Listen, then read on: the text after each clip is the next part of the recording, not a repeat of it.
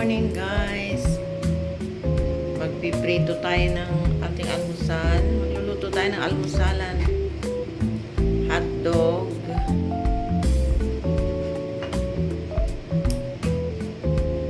Breakfast natin. Magluluto tayo ng hotdog.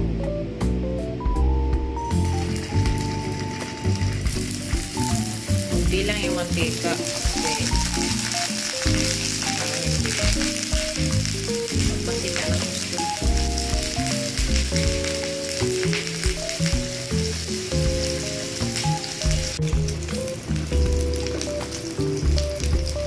Ayan guys, kalapit na maluto ang ating hotdog para sa ating breakfast.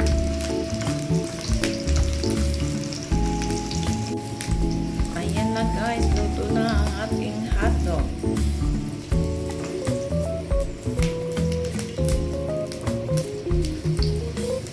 Ayaw pang sumama. Pagkatapos, magluluto tayo ng tuyo.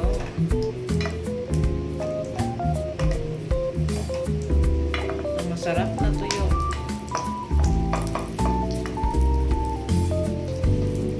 Yan, nabili namin yan sa Filipino market.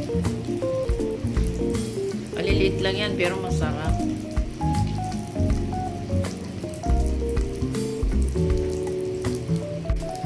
Ayan na guys, nasunog yung ating tuyo. Tuyo na, nasunog pa.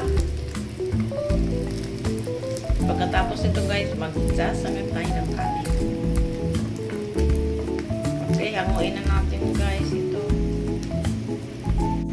Yan, magsasangag tayo ng kanin guys. Gamit natin ng olive oil. Baba mo. Ayan guys, lagyan natin ng olive oil. Ayan ang ating olive oil na ginagamit. Masarap.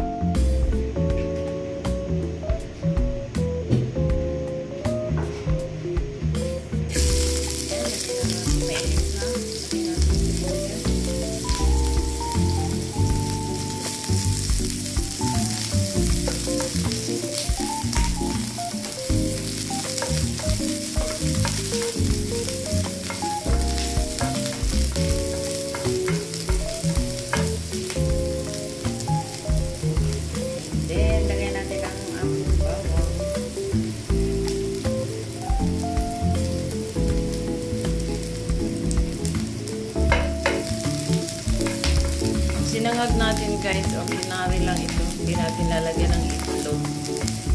Kasi hindi daw pinaganahan kumain ng itlog ngayong umaga.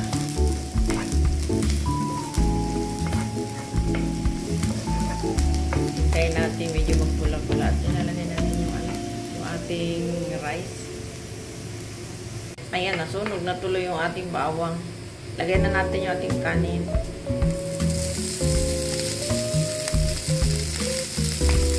Guys, may pula-pula yung kanin kasi sinama ko yung yung tutong. Sayang naman.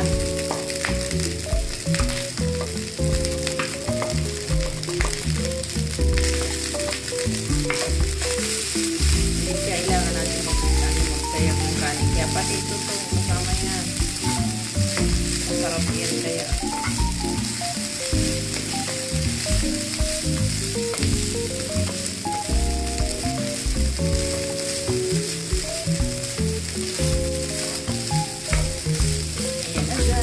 Haluin natin ang ating sinangag.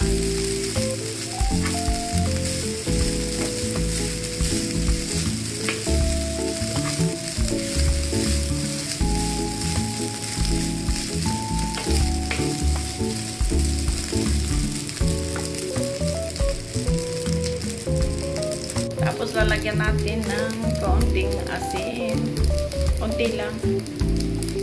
Kasi para hindi tayo masyadong kumain ng maalat. Bawal na masyadong maalat.